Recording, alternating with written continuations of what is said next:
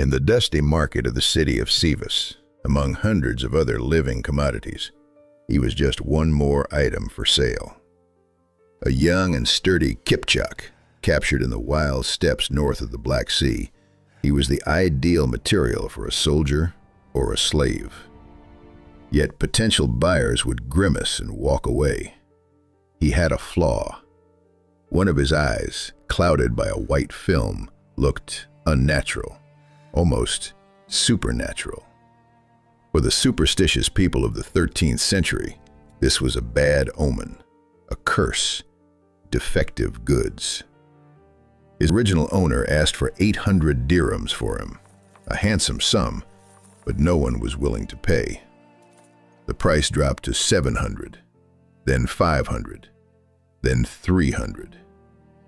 Finally, the desperate slave trader sold him for a mere 40 silver pieces, the price of a lame horse. He was purchased by an emir out of pity to save him from a cruel master. The boy's name was Baybars, which in his native tongue meant Lord Panther. What cruel irony. No one on that day could have imagined that this flawed boy, sold for a pittance, would one day make kings and emperors tremble in fear. That he would stop an invincible army that had wiped dozens of states off the map, and that his name would be written in golden letters in history as one of the greatest rulers the East had ever known. How? How did a slave, marked by a curse, ascend to the throne and become a master of the world? To understand, we must dive into the heart of the ruthless and unique system that created him. The system that gave birth to Baybars was known as the Mamluks. The word Mamluk in Arabic simply translates to one who is owned, a slave. But these were not field laborers. They were a military elite, forged in fire and steel.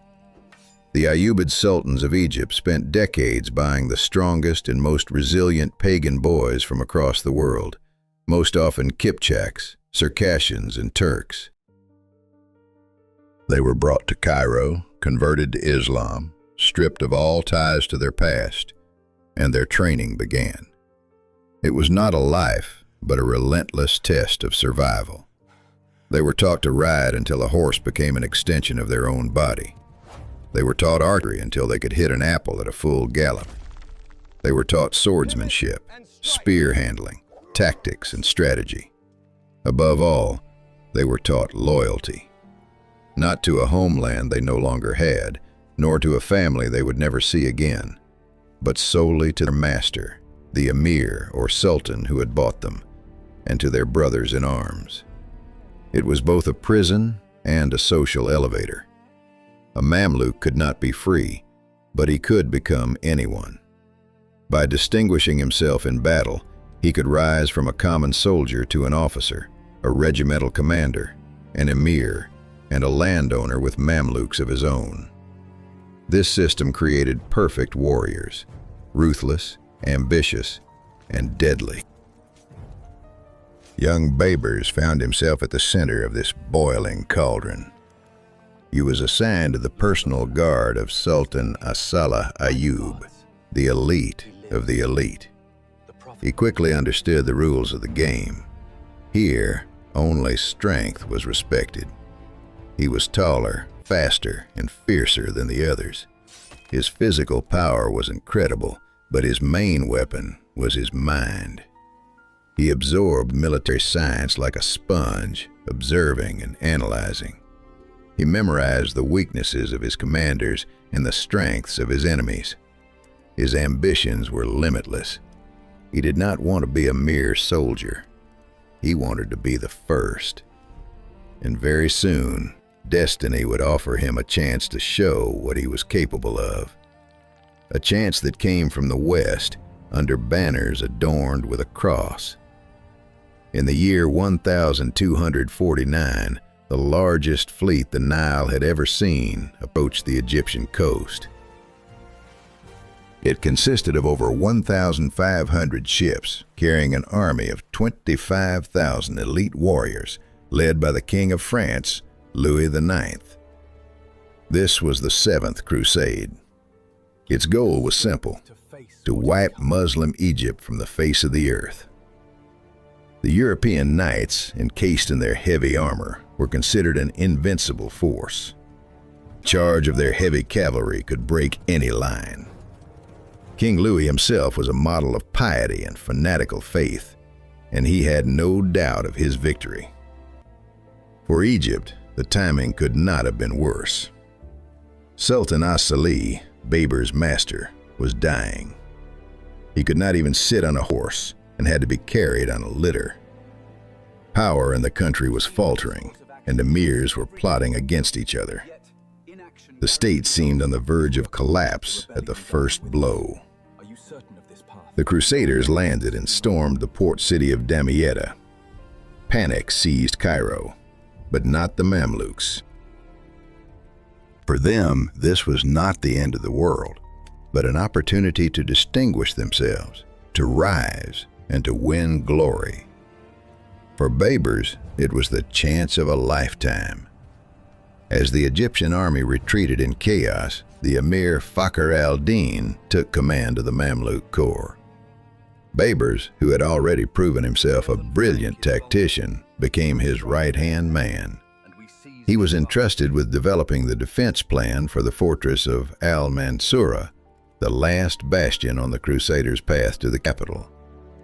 And Baybars prepared a trap. On February 8th, 1250, the Crusader vanguard, led by the king's impulsive brother, Count Robert of Artois, crossed the river and burst into the Egyptian camp. This easy victory went to his head. Disobeying orders, he decided to pursue the retreating Mamluks and charge straight into the city. The knights, drunk on their success, swarmed into the narrow streets of al-Mansurah, striking left and right. They failed to notice the gates closing behind them. They did not see the thousands of warriors appearing on rooftops and in alleyways.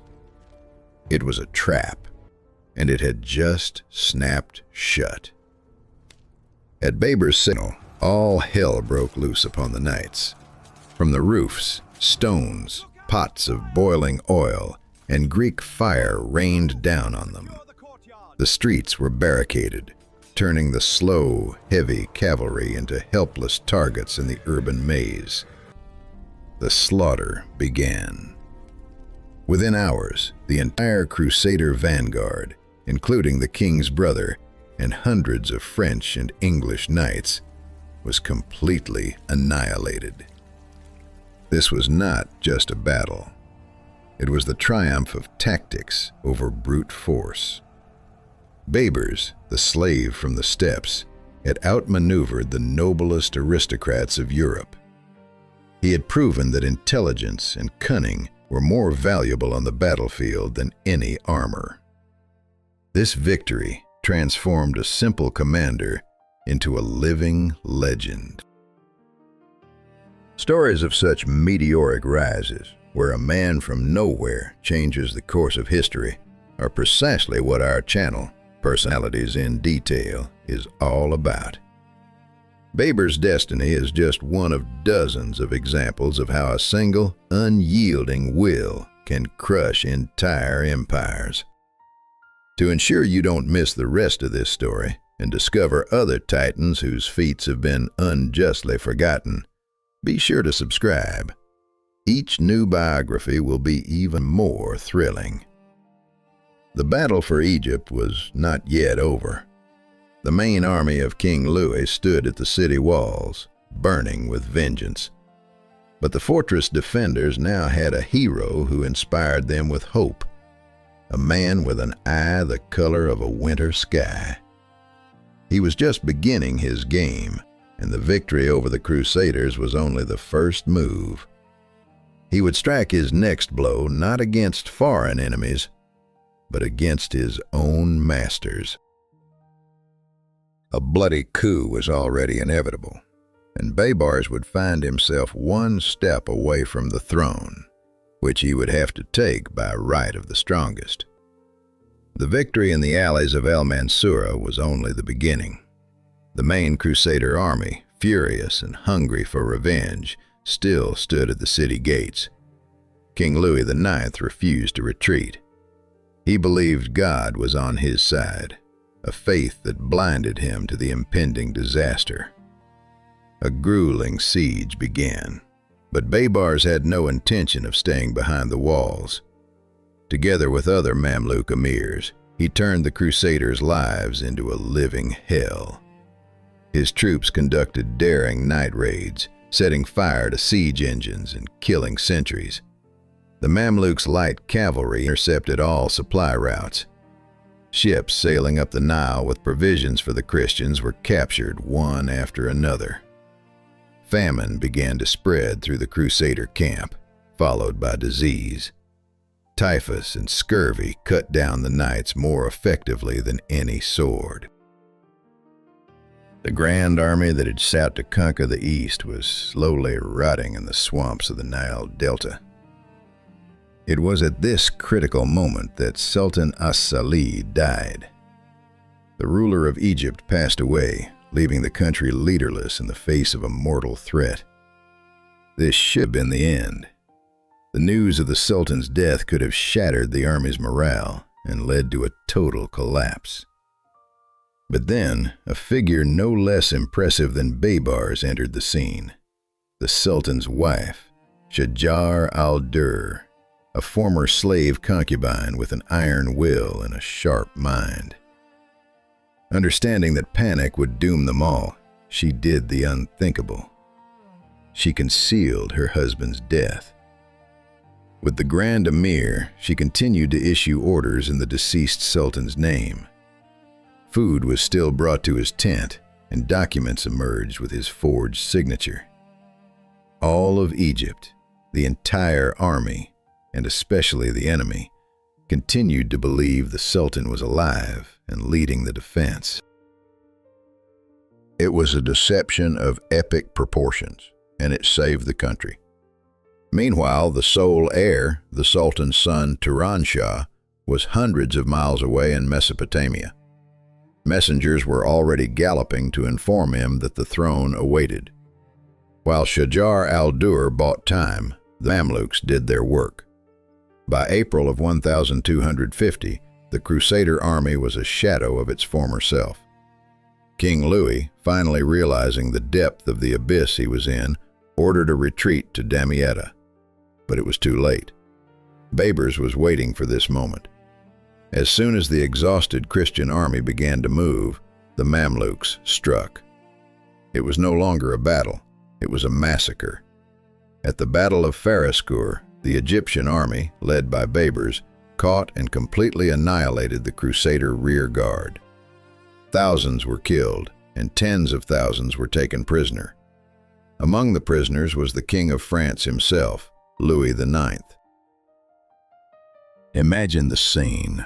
The monarch, considered one of the most powerful in Europe, a descendant of Charlemagne, sitting in chains before the former slaves he had come to civilize. This was not merely a military defeat.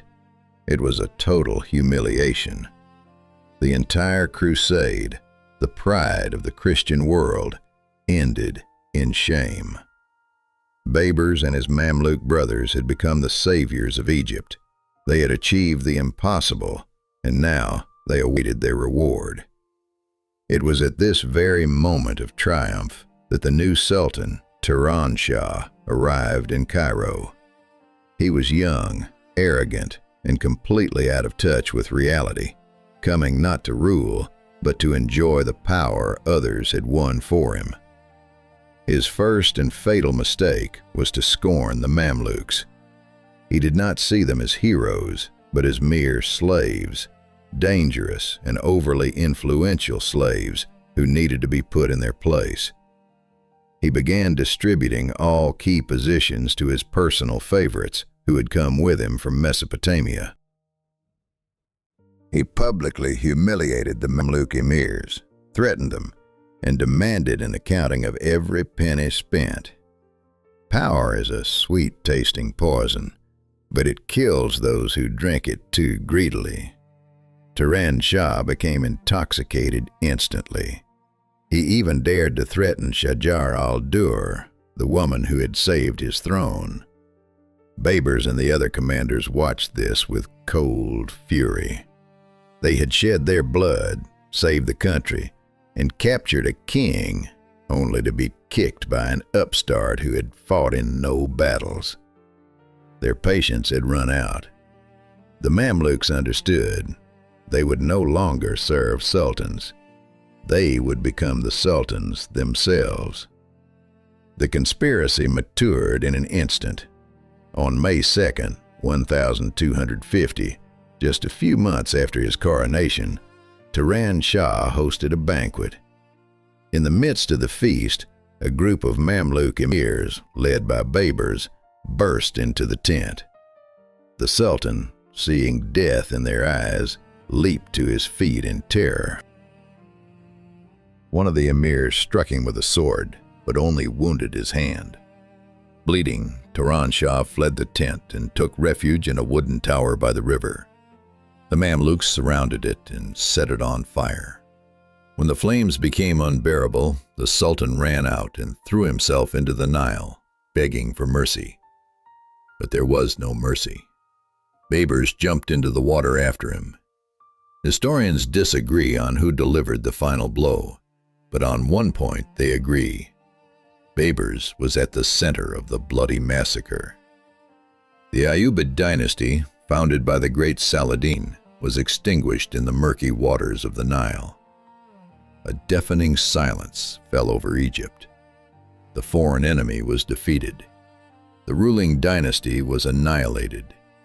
The Mamluks, former slaves, were now the absolute masters of the country. But this victory raised a new, far more complex question. Who would rule now? The throne was empty. Power lay on the ground for anyone bold enough to seize it. And in this new, deadly game for absolute power, Baybars would have to face enemies far more formidable than French knights. He would have to face his own brothers. The throne was empty, but it did not remain so for long. Power, especially that won through blood, abhors a vacuum.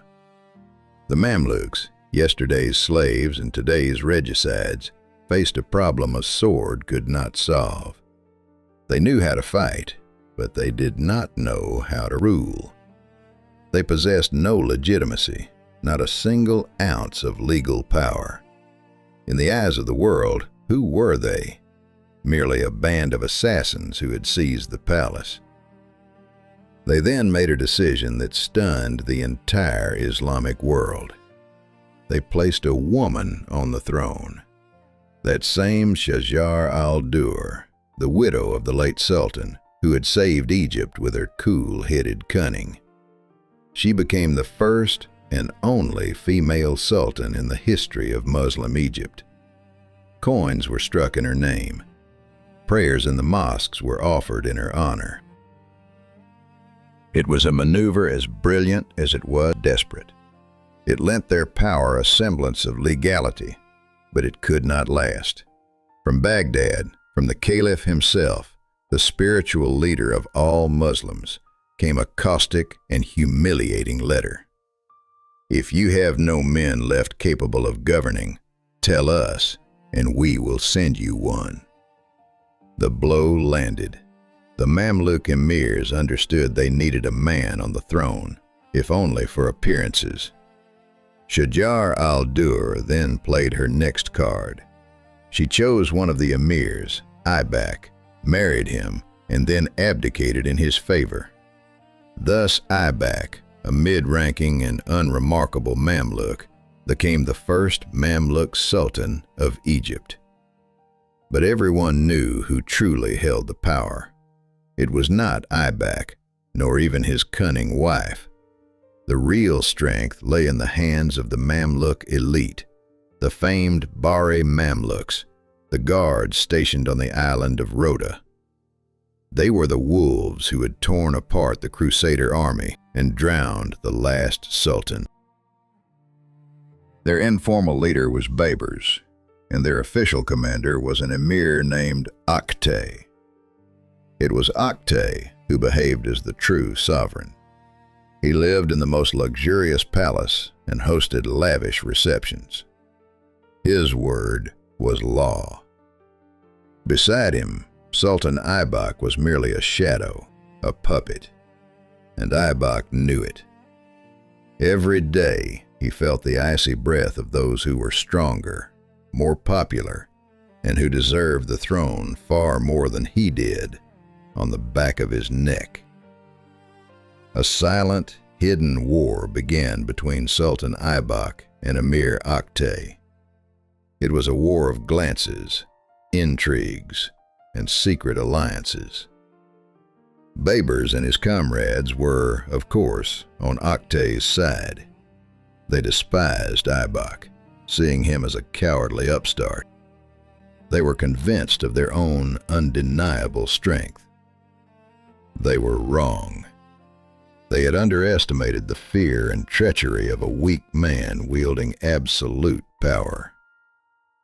Aibak realized he could not defeat the Bari Mamluks in open combat, so he decided to act like a spider weaving its web. He drew close to another influential Mamluk, Qutuz. Together they devised a simple and brutal plan.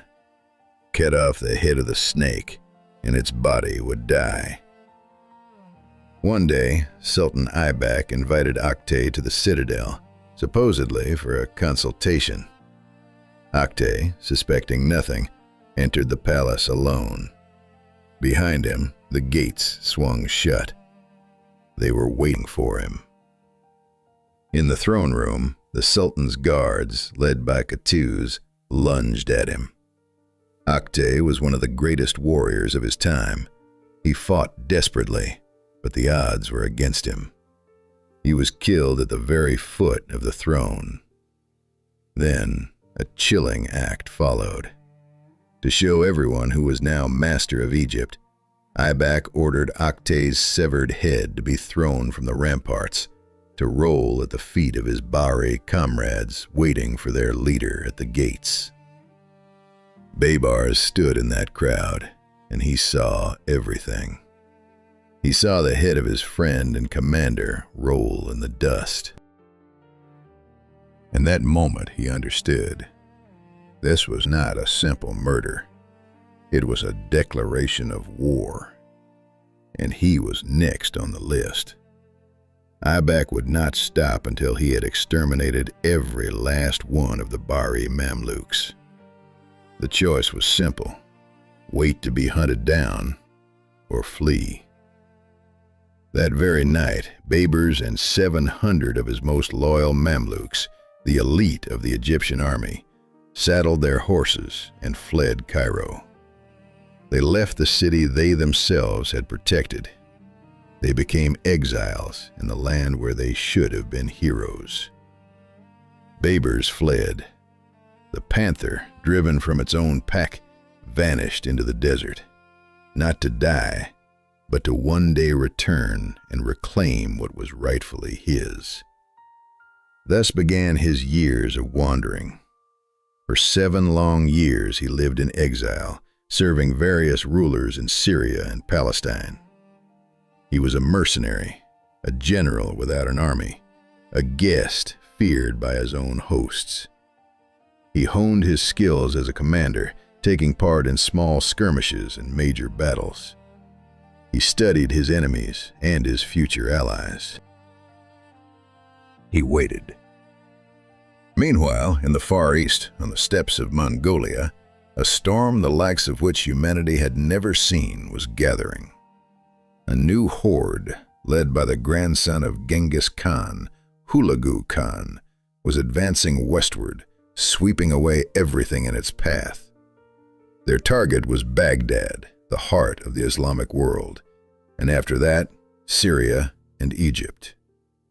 The world stood on the brink of apocalypse, and no one yet knew that the only man capable of stopping this indestructible machine of death was in exile, hidden in the sands of Syria. The storm, known as the Mongols, crashed down upon the Islamic world with the fury of a biblical flood. In the year 1258, the army of Hulagu Khan arrived before the walls of Baghdad. Baghdad was not just a city, it was the heart of a civilization, the capital of the Abbasid Caliphate for 500 years, and a center of science, culture, and faith. It seemed eternal and indestructible. It fell in 13 days. What followed its fall was not a conquest. It was a genocide. The Mongols massacred the city for a week. The Tigris River ran red with the blood of the slain. Then it ran black with the ink from countless books thrown from looted libraries. Hundreds of thousands of people were annihilated. The greatest city in the world was reduced to corpse-strewn ruins.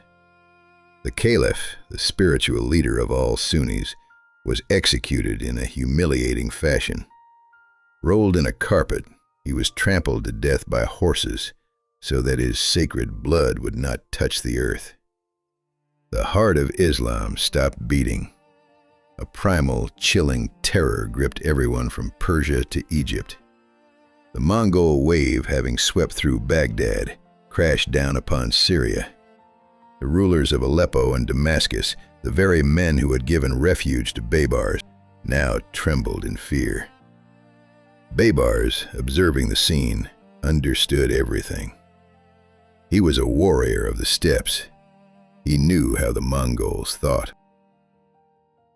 He begged the Syrian emirs to unite, to forget their quarrels, and mount a common defense.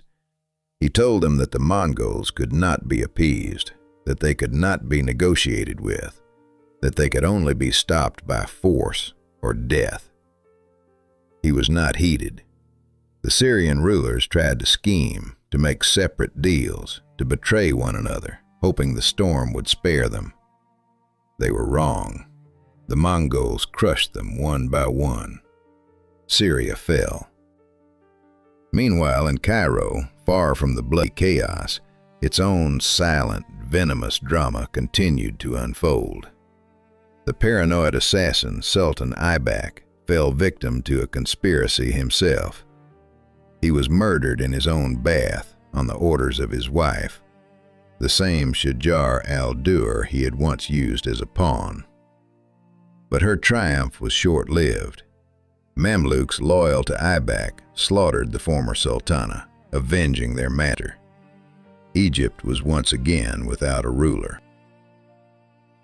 It was at this moment that the one who had been waiting in the shadows all this time ascended the throne. Qutuz, the very Mamluk who had helped Baibars kill Aktay, Baybars' personal enemy. He was now the Sultan of Egypt. Qutuz was intelligent and ruthless, and unlike the Syrians, he understood perfectly that the Mongol horde was already at his gates. Egypt was the last bastion of Islam in the Middle East, the final bulwark standing in Hulagu's path.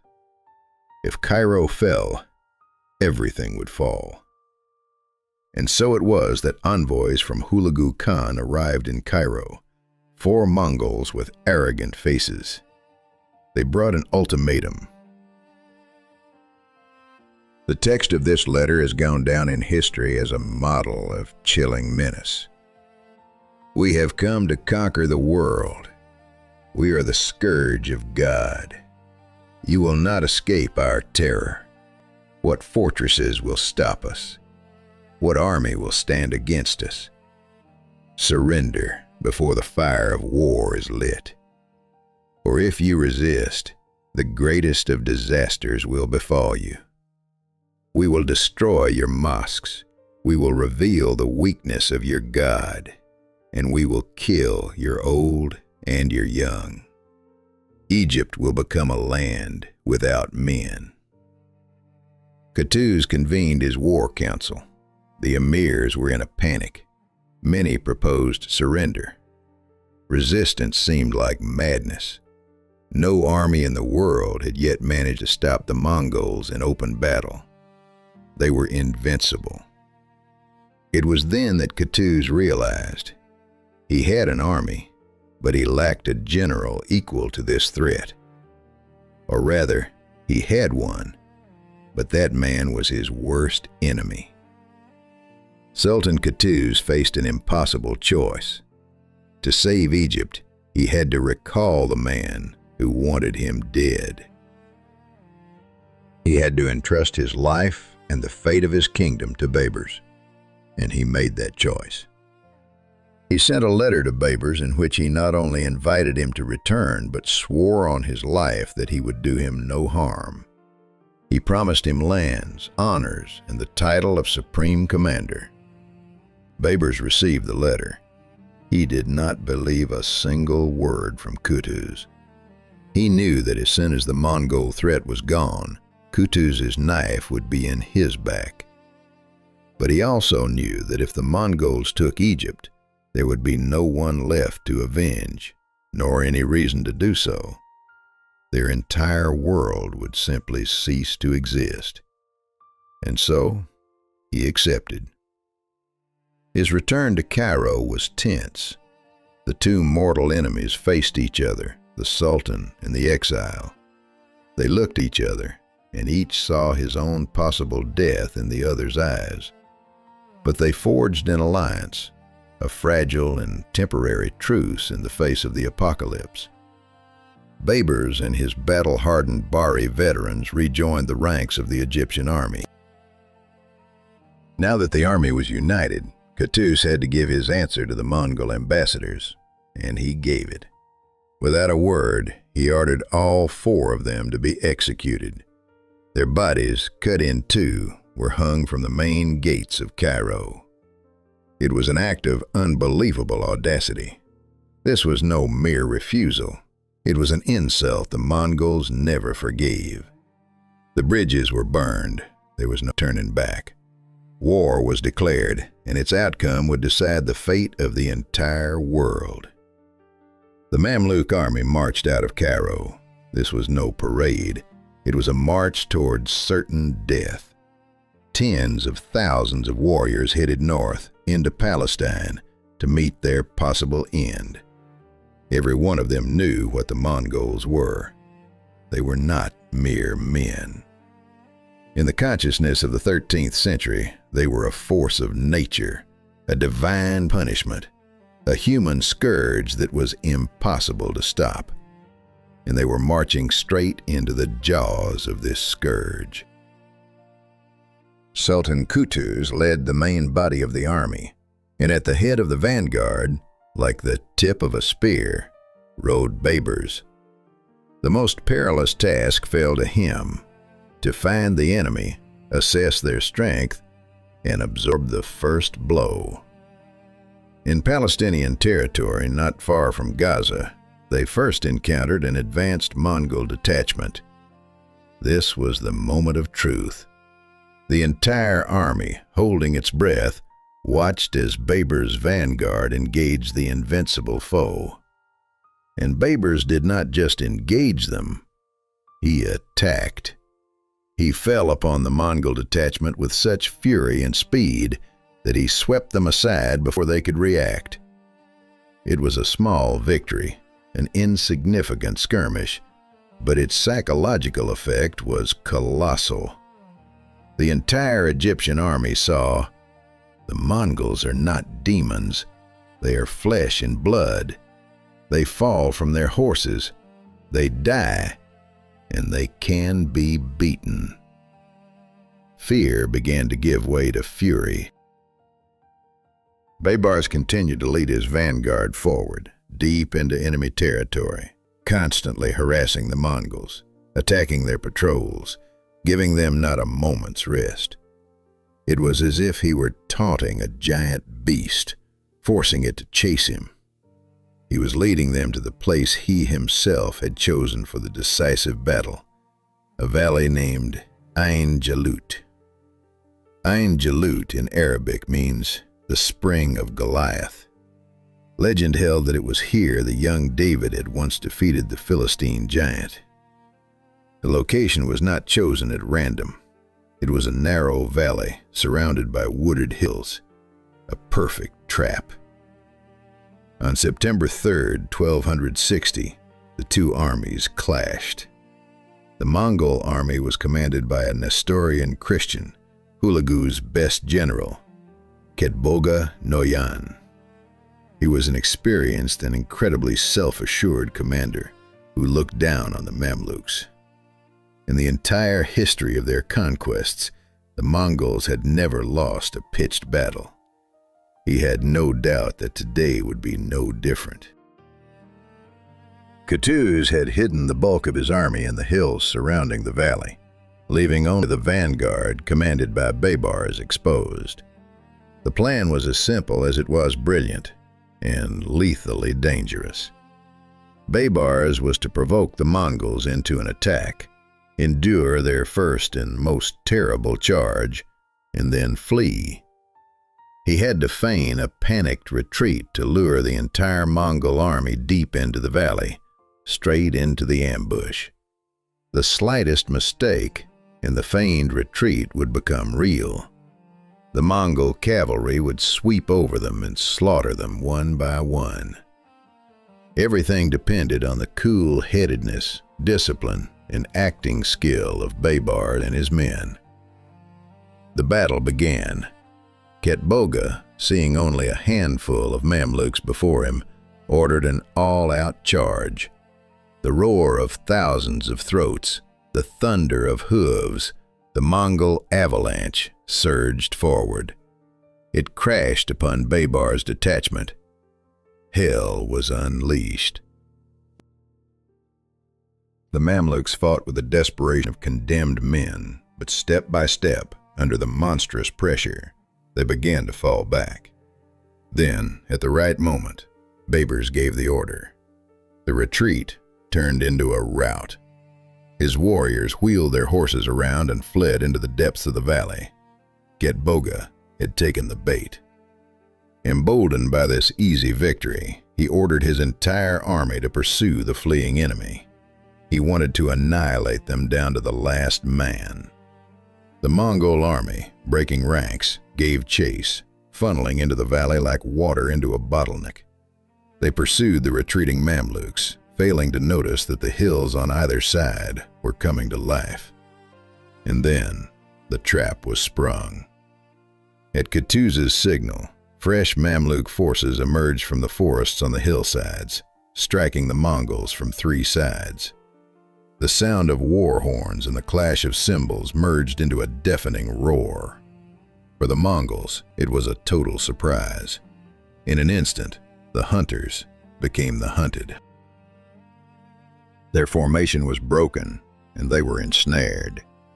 At the same moment, Baybars' fleeing detachment made a sharp turn and attacked head-on. The carnage began. The Mongols, caught in a pincer movement, fought with the fury of cornered wolves. They were the world's finest warriors, and even in such a dire situation, they had no intention of surrendering. The fighting was incredibly violent, and the outcome was uncertain. At one point, the Mamluk left flank buckled and began to retreat under the pressure of the elite Mongol Tumans. Catastrophe seemed imminent. It was then that Sultan Qutuz performed the most important act of his life. He tore his sultan's helmet from his head so that every warrior could see his face, and with the cry, "Oh, Islam!" personally led his guard into the fray. The Sultan's appearance in the heart of the battle galvanized the Mamluks.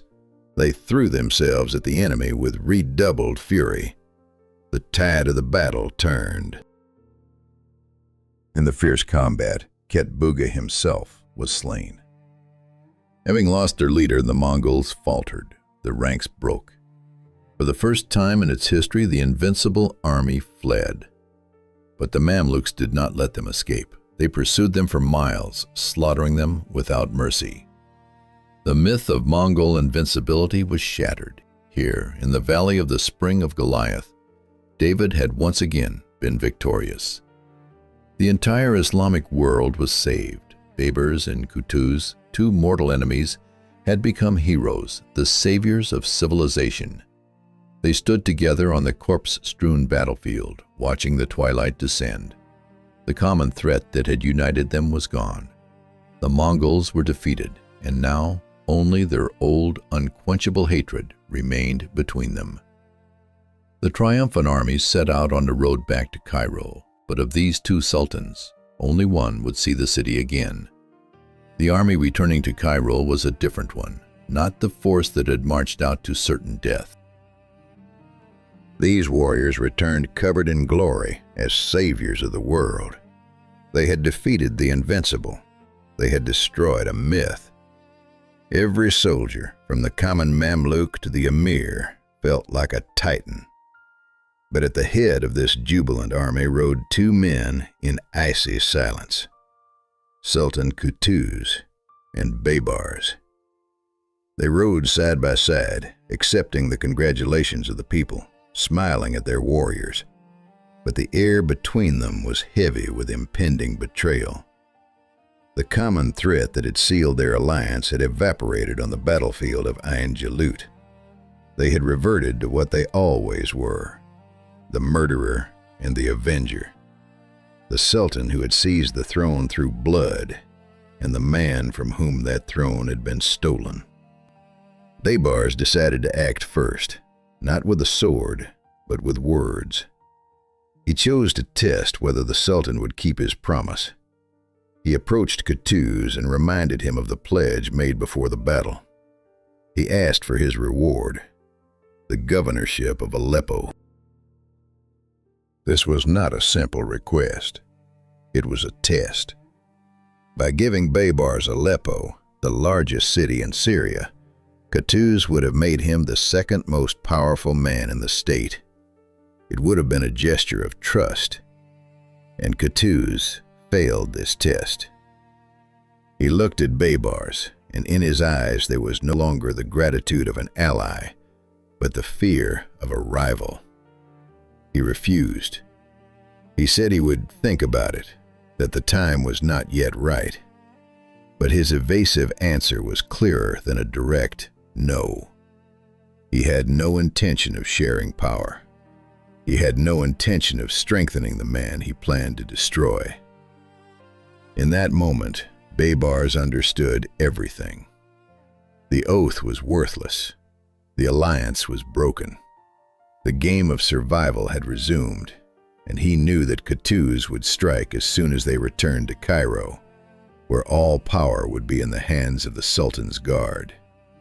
He had to act now, on the journey home, while the army still remembered who the true architect of the victory was. He gathered his old companions, the Bari emirs, those who had fled with him into exile and returned to fight. They needed no lengthy explanations. They had seen it all for themselves. They knew that if Baybars fell, they would be next. The plot was hatched in a single night. The plan was bold and bloody, in the purest Mamluk tradition. During a stop on the way back, Qutuz decided to organize a hare hunt, an excellent opportunity to relax and celebrate the victory. He rode out into the steppe with a small escort of trusted emirs. Among them was Baybars. They chased a hare across the empty plain. In the heat of the chase, the Sultan and his immediate entourage moved away from the main camp. This was the moment. One of the conspirators approached Qutuz and asked for a Mongol captive as a gift. Qutuz graciously agreed. According to tradition, the emir was to kiss the Sultan's hand in gratitude. Baybars stepped forward to perform this ritual. He dismounted, approached Qutuz, who was on his horse, and took his hand to kiss it. But it was not a kiss, it was a signal. As soon as Baybars grasped the Sultan's hand, preventing him from drawing his weapon, he delivered the first dagger blow. At the same instant, the other conspirators surrounded Qutuz and ran him through with their swords and lances. It was over in seconds. Sultan Qutuz, savior of Egypt, victor over the Mongols, lay dead in the dust, killed by the very men with whom he had just shared his triumph. Baybars stood over his enemy's body. 7 years of exile, the murder of his commander Aktay. Everything was paid for. But this was not the end. It was the beginning. One of the emirs, looking at the Sultan's body, turned to Baybars and asked, "Which of us will rule now?" Another emir, without a second's hesitation, replied, "The one who killed him." That very day, in the Sultan's tent pitched in the middle of the desert, the emirs swore an oath of allegiance to Baybars. They proclaimed him the new Sultan. He took the title al-Malik al-Zahir, the apparent king. The slave, sold for 40 dirhams because of a defective eye, had become the ruler of the most powerful Islamic state of his time. He entered Cairo not as a mercenary general, but as an absolute monarch. But Baybars was not naive. He knew full well that seizing the throne is only half the battle. The hardest part is keeping it. For he had just shown all the emirs of Egypt the simple, terrible rule of Mamluk power. Any sultan is just a man on a horse who can be thrown to the ground with a single dagger strike. His reign was beginning, and it would be built not on trust and love, but on fear, efficiency, and iron. He would have to face new Mongol invasions, the last Crusader strongholds on the coast, and endless plots within his own palace. The Lord Panther had finally taken his throne, and now the whole world would learn why he was called that. And the world did learn. For 17 years, Baybars ruled Egypt and Syria with an iron fist. And those 17 years transformed him from a mere usurper into one of history's greatest statesmen. He understood what his predecessors had not. A warrior's strength wins a throne, but only order and justice can keep it. The first thing he did was create the most effective espionage network of his time. His eyes and ears were everywhere. No emir in Cairo could be certain that his servant, his wife, or his best friend was not an agent of the Sultan.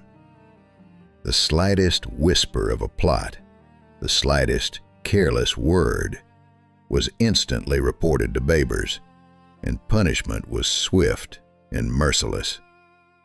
Conspirators were not simply executed, they were annihilated in a way that made the very thought of treason inspire primal terror.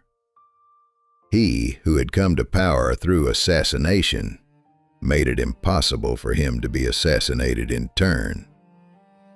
At the same time, he launched a grand construction program. He restored fortresses, built bridges, and dug canals. He created a pigeon post system and the Barid, an express horse-mounted courier service that could deliver a message from Cairo to Damascus in 4 days. This system not only connected the empire but also served his spy network. He then executed an unprecedented political maneuver. Baghdad had fallen. The caliph had been killed. The Islamic world was decapitated. Baybars found a miraculously surviving descendant of the Abbasid dynasty in the desert, brought him to Cairo, and proclaimed him the new caliph. It was a fiction. The new caliph had no real power. He was a prisoner of honor in the palace. But to the entire world, Baybars was no longer a mere sultan. He was the protector of the faith, the guardian of legitimate power. He had given Islam a new spiritual leader, and that leader lived under his protection and was entirely dependent on him. It was a masterstroke that legitimized his rule in the eyes of all Muslims. Having secured his rear, he turned his gaze to external enemies, he forgot no one. His first target was the Crusaders. Their kingdom on the coast was the thorn in the side of his empire. Baybars did not move against them in a single great battle.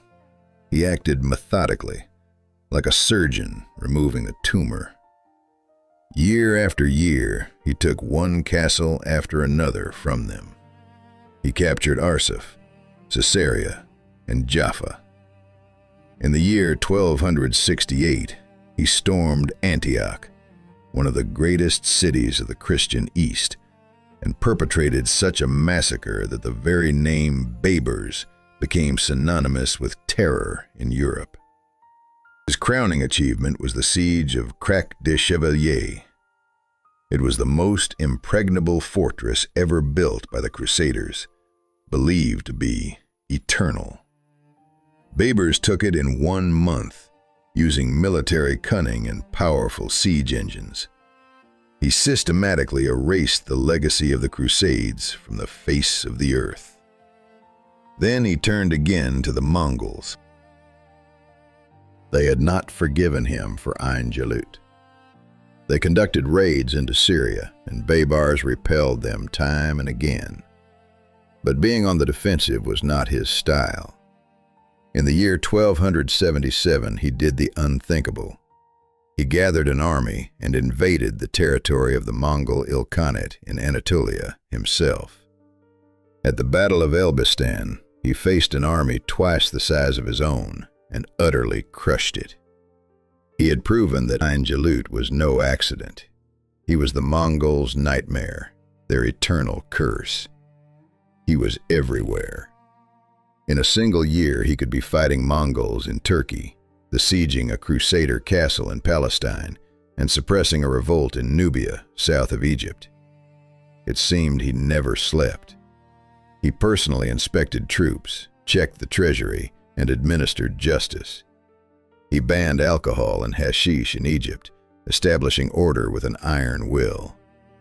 To the people, he was a just and strong ruler. To his emirs, a dangerous and unpredictable tyrant. To his enemies, the devil incarnate. He lived his life on a razor's edge, in a perpetual war with the entire world. And death found him not on a battlefield. It came to him as it often comes to those who live by intrigue, through poison. During the summer of the year 1277, after his triumphant campaign in Anatolia, he was in Damascus. At a banquet, he offered one of the Syrian emirs, whom he suspected of treason, a cup of poisoned kumis. Historians still debate what happened next. Either the emir, guessing the trap, managed to switch the cups, or in the excitement of the feast, Baybars simply mistook the goblet. Or perhaps someone had poisoned the drink for them both. But it was he, the Sultan, who drank the fatal dose. He agonized for 13 days in terrible pain. The man who had survived slavery, dozens of battles, and hundreds of plots was brought down by poison from a cup he may have prepared himself. The Lord Panther, the greatest predator of his age, fell victim to his own game. Thus ended this incredible life. The journey that began in a slave market, where he was not even worth 40 dirhams, ended on the throne of an empire he himself had saved and reforged. He was cruel, ruthless, and knew no mercy. But he was also a brilliant general, a wise administrator, and the savior of his civilization. He stopped the apocalypse from the east and tore out the threat from the west. He inherited a fractured, dying state and left behind a powerful empire that would last for another 2.5 centuries. He was proof that the will of a single man, his unyielding spirit, can prove stronger than the designs of fate, than one's origins, and than a whole world that sought to break him. The slave who became the master of the world.